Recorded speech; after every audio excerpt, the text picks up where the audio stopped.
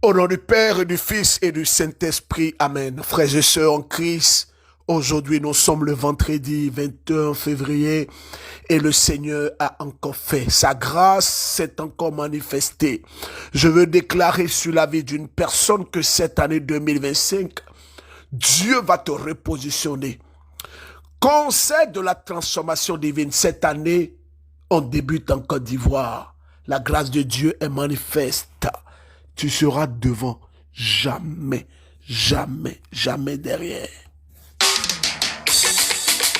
Ah, si.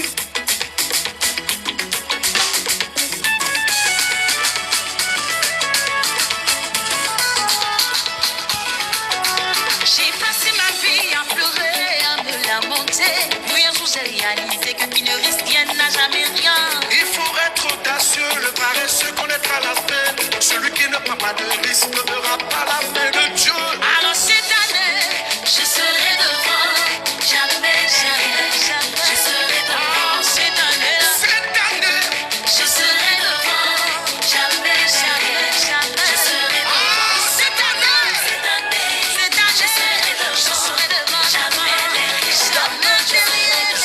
cette année-là, Cette année, je serai devant. Jamais derrière.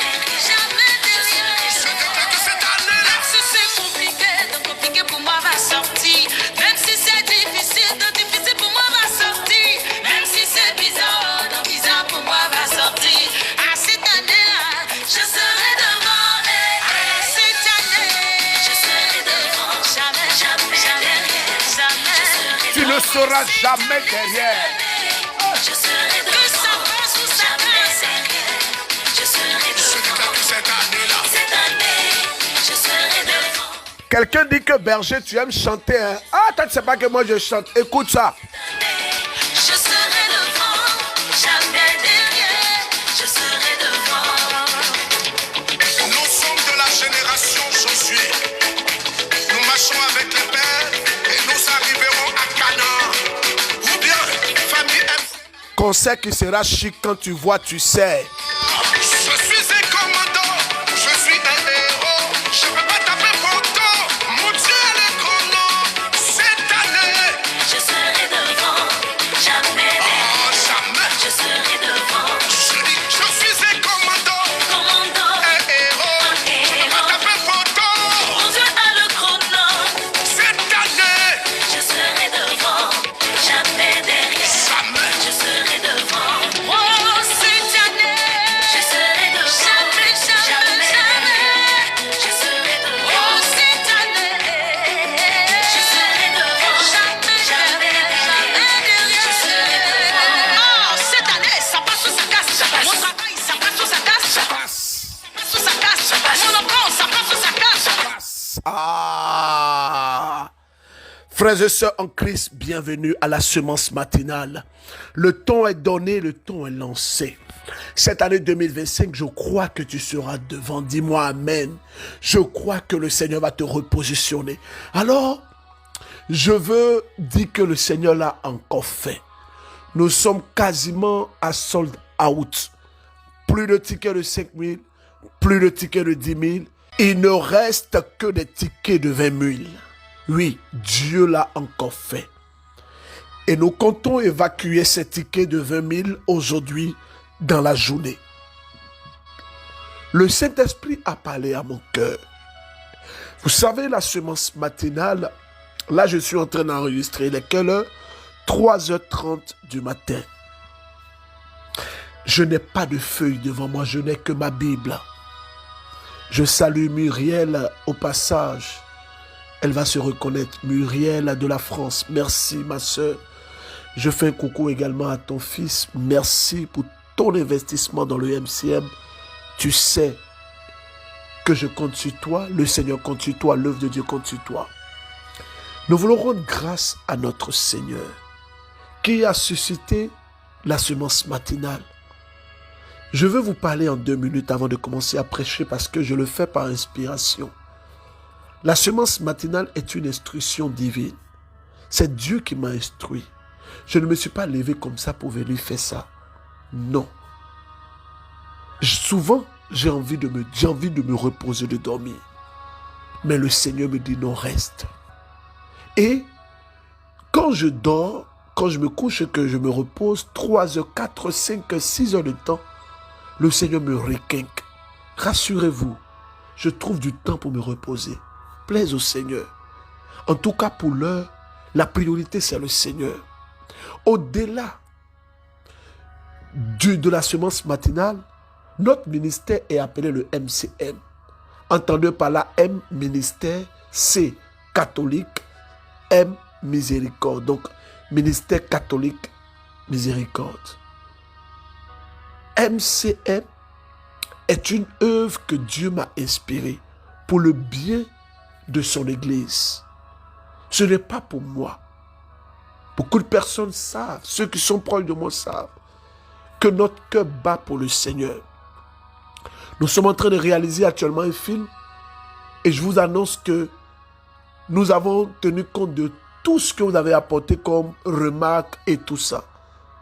Nous voulons évangéliser aussi au travers de ce film. Mais je suis resté un peu sur ma faim. J'attends de toutes ces personnes qui m'écoutent de s'approprier ce film, de suivre ça. Nous allons diffuser le samedi à partir de 18h. Alors rendons grâce à Dieu. C'est ce que je tenais à vous dire. Et nous n'allons pas nous arrêter ainsi. Avec le MCM, préparez-vous encore à d'autres surprises sous l'inspiration du Seigneur. Frères et sœurs en Christ, vous qui m'écoutez de très loin, je ne peux que rendre grâce à Jésus pour nous. Je ne peux que rendre grâce à Jésus. Parce que le thème que nous avons commencé est un thème tellement important que quand je médite sur ce thème, sur ce que je dois prêcher, je ne vous cache pas que moi-même je suis séduit. Écoutons. Bonsoir la famille MCM. Bonsoir Berger Élisée Dossard. Je suis une sœur vivant aux États-Unis. Je viens témoigner, rendre grâce à Dieu. Je suis une jeune fille qui prie beaucoup. Je prie beaucoup. Et je suis la semence matinale tous les jours depuis l'année dernière. Depuis mai 2024. Et je viens faire mon témoignage par rapport à un examen que je passais ici. Depuis 2022, j'essaye de passer cet examen. Depuis 2022, ne vous en faites pas, tout à l'heure je vais prêcher. Ce témoignage m'a touché parce qu'elle a commencé à écouter la semence matinale en 2024. Donc depuis 2022, 2023, 2024, on va dire 3 ans ou 2 ans et demi. Écoutons. Chaque fois, je ne réussis pas. Je ne réussis pas. Et cette fois-ci, vraiment, aujourd'hui, j'ai prié. J'ai écouté la semence matinale et après ça, j'ai prié avec la prière inspirée, acte 2. Et j'ai confié ça au Seigneur et j'ai dit au Seigneur, vraiment, ce que je subis, je ne veux plus parce que tout le temps, c'est des œuvres de répétition. Je vis l'œuvre de la répétition dans ma vie, tous les jours. Quand quelque chose m'arrive, il faut que cela arrive encore. Et j'ai dit au Seigneur, aujourd'hui, c'est mon jour. Il faut que je réussisse à cet examen. Depuis 2022, je suis en train de passer. Et à chaque fois, je ne réussis pas. Et j'avais même perdu courage. Et là, aujourd'hui, je viens de passer cet examen. Et j'ai réussi. Et je rends grâce à Dieu pour ce qu'il a commencé, qu'il le termine au nom de Jésus. Merci. Merci Jésus. Écoutons ce petit témoignage de 22 secondes. Ça me plaît trop. Écoutons ça. et je commence à prêcher. Bonsoir berger, je vous espère bien portant ainsi que la famille. Je viens rendre gloire à Dieu. Joignez-vous à moi pour rendre gloire à Dieu. J'ai eu un travail que je commence le 3 mars. Le front d'alliance ne ment pas. Merci Seigneur. Merci pour ta grâce. Merci pour ton amour. Il y a effectivement une puissance dans l'offrande d'alliance. Ah, frères et sœurs, la pauvreté est un mystère. Je vous ai dit que la pauvreté peut être perçue par nous les hommes d'une manière qui peut être différente de la manière dont Dieu comprend la pauvreté. Parce que pour nous, quand une personne est pauvre, c'est une personne qui manque du nécessaire. Ou c'est une personne qui est dans le manque matériel. Frères et sœurs en Christ, aujourd'hui, je vais prêcher un message qui va nous aider. Écoute-moi très bien. La Bible dit ceci. Ecclésiaste chapitre 9, à partir du verset 15. Je lirai le verset 15 et le verset 16. S'il vous plaît, écoutez de tout cœur. Le verset 15, Ecclésiaste 9, verset 15 à 16. Le verset 15. Et il s'y trouva un homme pauvre et sage qui sauva la ville par sa sagesse. Et personne ne s'est souvenu de cet homme pauvre. Le verset 15. Et j'ai dit, la sagesse vaut mieux que la force, mais la sagesse du pauvre est méprisée, et ses paroles ne sont pas écoutées. Frères et sœurs, il y a un mystère autour de la sagesse.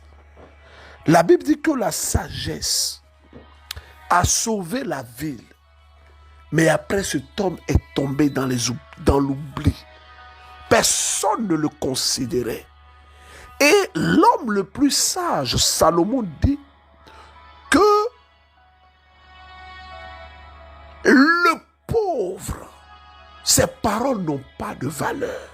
C'est pourquoi, frères et sœurs, je ne vous prêcherai jamais un évangile de la prospérité. Je ne vous prêcherai jamais un évangile teinté de mensonges et de corruption. Jamais. Je vous prêcherai un message qui est en accord avec ma formation théologique romaine et catholique. Je vous prêcherai toujours un message qui peut être corrigé à tout moment par les prêtres qui écoutent la semence matinale. Ils le savent, ce que je dis. Si un prêtre écrit pour dire, berger, ce que tu as dit c'est faux, il faut corriger. Je viens devant vous, je corrige. Il n'y a pas fait de honte dedans. Parce que je ne suis pas le centre. Tout ce que je dis là, je n'écris rien. C'est vrai que j'ai des recherches, j'ai une préparation et je me laisse également inspirer par le charisme de la prédication. Mais en même temps, je peux me tromper. Mais je peux vous dire, j'affirme que la pauvreté, dans le sens du mystère, une personne pauvre peut être une personne méprisée, peut être une personne inconsidérée, peut être une personne qu'on peut facilement humilier. Et je vais plus loin, peut être une personne qu'on ne respecte pas. C'est pourquoi, lorsque vous êtes issu d'une famille, lorsque vous êtes issu d'une contrée ou d'une lignée, où la pauvreté bat son plein, comme ce fut le cas de ma famille, il faut en être conscient. Pour savoir, moi mon père vit encore et ce que je vais dire c'est la vérité. Moi mon père écoute la semence, ma mère écoute. Il y avait un homme pendant que nous étions petits. Cet homme, mon père devait de l'argent. Quand il vient chez nous à la maison, mon père et ma mère dorment à même le sol. Et le monsieur dort sur le lit. Oui, tout ça, j'ai vu ça. J'ai vu comment est-ce que quand tu es pauvre, matériellement, intellectuellement et spirituellement, dans le bon sens comme dans le mauvais sens, tu es à la faveur de ton manque ou de ton avantage. Bon, tout ça là, c'est gros français. Quand tu es pauvre, de façon matérielle, là, tu subis tout ce qui est aléa de la vie. Tu es humilié. Quand tu es pauvre intellectuellement, tu vas dire quoi au milieu des gens et puis ils vont t'écouter. Les ingénieurs, pas les docteurs, pas toi, ta bève là, tu veux dire quoi? Qu'est-ce que tu veux nous dire? Frère, je vais m'arrêter un instant pour dire ceci. Depuis 2016, ça fait maintenant 10 ans que nous organisons une activité qu'on appelle Instant de Miséricorde. Pour cette 10e année de l'Instant de Miséricorde, je sens en moi de faire une folie pour Abidjan. Tout Abidjan. Peu importe où vous êtes, Abidjan. Nous allons mettre des cas de transport. Je prends un exemple. Si vous êtes à Yopougon, nous voulons mettre en place des cas de transport qui seront quasiment gratuits. Je rappelle, pour les frères et sœurs qui nous suivent de l'extérieur, Burkina Faso, vous pouvez vous mettre en délégation et venir. Je sais que vous venez, vous allez peut-être demander, mais qui organise le convoi? Il n'y a pas de convoi officiel du MCM. Mais il y a un frère qui m'a dit, Berger, s'il y a des gens du Burkina qui veulent venir, on peut se mettre ensemble et venir. Il n'y a pas de problème. Bobo Dioulasso, vous pouvez contacter le frère Dominique pour venir. Il n'y a pas de problème. L'instant de miséricorde, 10e année là, ne passe pas à côté de ça. Organise-toi. Regarde le thème. Le thème touche à l'orientation ecclésiastique. Et je pourrais dire, jubilaire, je vous ai donné un avenir et une espérance. Je referme la parenthèse. Vous allez voir que je vais moins parler même de l'instant de miséricorde. Parce que c'est comme si beaucoup de personnes ne vont pas comprendre. Donc je continue mon message. Lorsque tu es pauvre, ta sagesse, tes paroles sont méprisées. C'est pourquoi il faut se donner les moyens pour sortir de cet état de pauvreté de gens. Je prends l'exemple du continent africain. Le continent africain est un continent riche par rapport à ce qu'on veut nous faire croire. L'Afrique est riche. Nous sommes riches de notre sous-sol. Nous sommes riches de notre nature. Nous sommes riches de notre écosystème. Et nous sommes riches de notre culture. Nous sommes riches également de tout ce que cette terre possède. Et mieux, nous sommes riches de la jeunesse de notre continent. Et nous sommes riches également de la superficie de notre continent. Parce que le continent africain, c'est pas moi j'ai dit, je crois que c'est au CE1 ou au CM1, je ne sais plus trop. On nous a appris à l'école que l'Afrique est le berceau de l'humanité. Or, dans le berceau, c'est là-bas qu'on met le nouveau-né, c'est là-bas la vie commence entre griffes. Donc l'Afrique, c'est là-bas où la vie a commencé. L'Afrique est riche, mais est quelque part pauvre. Excusez-moi les politiciens qui me suivent. Excusez-moi les gouvernants, les présidents qui me suivent. Écoutez bien ce que je vais dire. Mais l'Afrique est pauvre de ses hommes. Pauvre de certains hommes, pour être plus correct. L'Afrique est pauvre pauvre de certaines personnes. Parce qu'il y a une grande différence entre un continent et des personnes. Mais malheureusement, ce sont des personnes qui sont à la charge, qui sont à la tâche. Je referme la parenthèse, mes enfants sont encore petits. Alors, frères et sœurs, vous savez que la pauvreté fait mal. Lorsque tu es pauvre, on peut venir abuser de toi. Lorsque tu es pauvre, on peut faire de toi ce qu'on veut. Et d'ailleurs, pour les riches, un pauvre n'a pas de valeur. Or, les personnes oublient que le but ultime de notre vie, c'est le ciel. Mais avant d'aller au ciel, nous transitons sur la terre. Et sur cette terre, il y a des choses qui font mal. Il ne faut pas qu'on va se mentir. On va dire non, vraiment, moi, je suis chrétien. Et arrête-moi ça là. Nous tous, on est chrétiens. Mais il y a des choses là, ça fait mal. Je prends un exemple. Il y a un frère comme ça qui m'a laissé un message depuis le Luxembourg. Il dit, berger, je suis ivoirien. Grâce à vous et vos prières, je suis arrivé dans ce pays.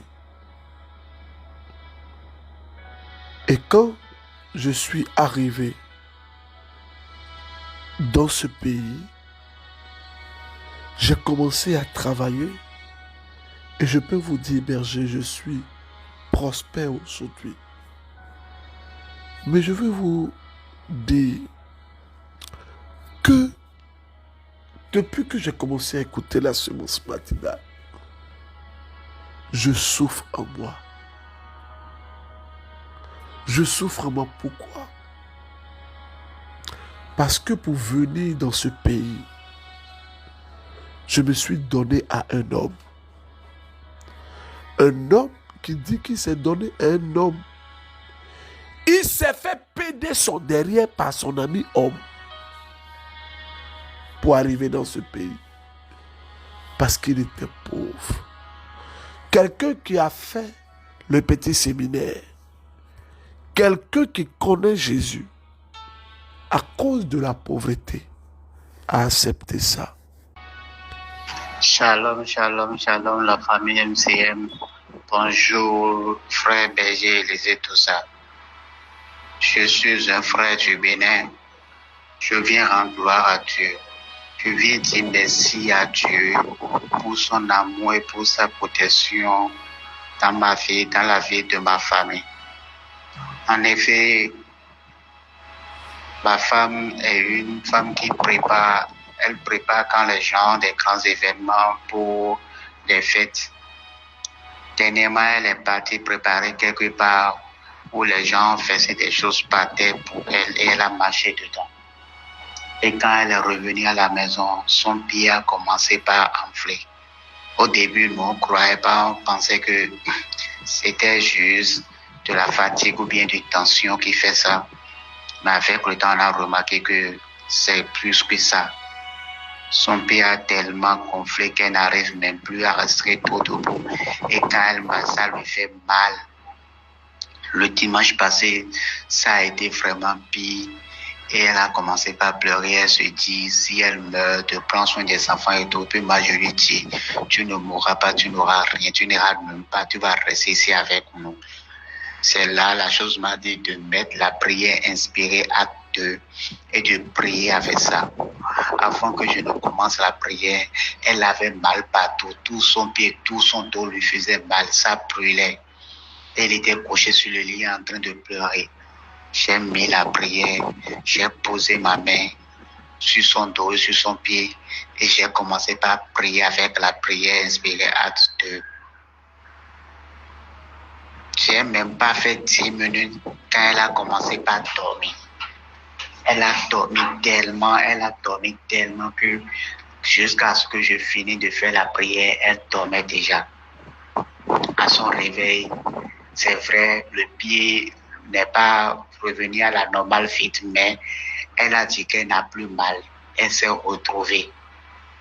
On a rien à manger, tout s'est bien passé. Le soir, ça voulait encore repris et j'ai pris mon chapelet. J'ai encore allumé la prière inspirée à 2 avec encore les chants d'adoration de la chantre Inès. Et elle s'est encore retrouvée complètement. J'ai promis à Dieu de témoigner si elle lui redonne sa santé. C'est vrai que jusqu'à aujourd'hui maintenant, elle ressent encore un peu de douleur, mais le pied est revenu déjà à sa place. Elle se retrouve beaucoup mieux, mis à part les petites douleurs qui surviennent à des moments donnés, un peu qui repartent encore. Sinon, ça va, elle arrive maintenant à marcher, à se tenir sur le pied.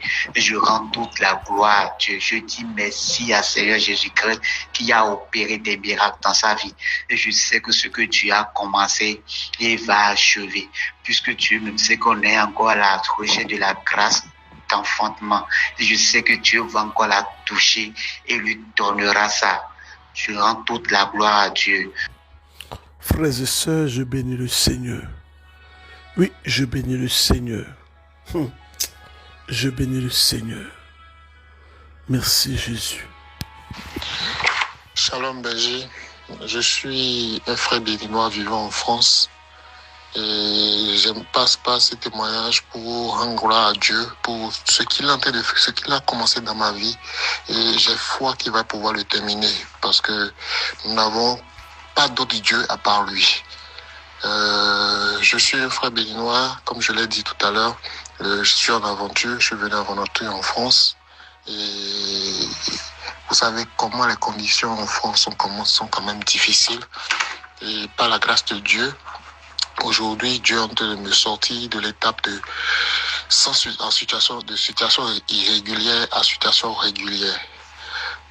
Quand je suis venu, j'avais la possibilité de me marier ou de faire des enfants. Mais j'ai dit non, que je ne peux pas passer par cette procédure que tous mes autres frères ont l'habitude d'utiliser.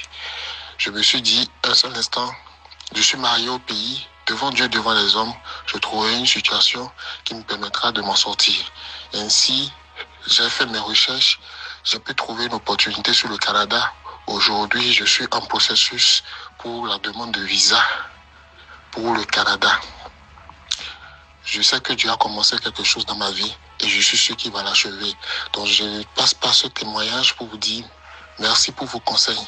Je ne vous connais pas, ni d'Adam ni d'Ève, mais je sais quand même que le Dieu qui nous a créés et qui veille sur chacun de nous veillera toujours sur vous et sur votre petite famille, ainsi que le groupe MCM.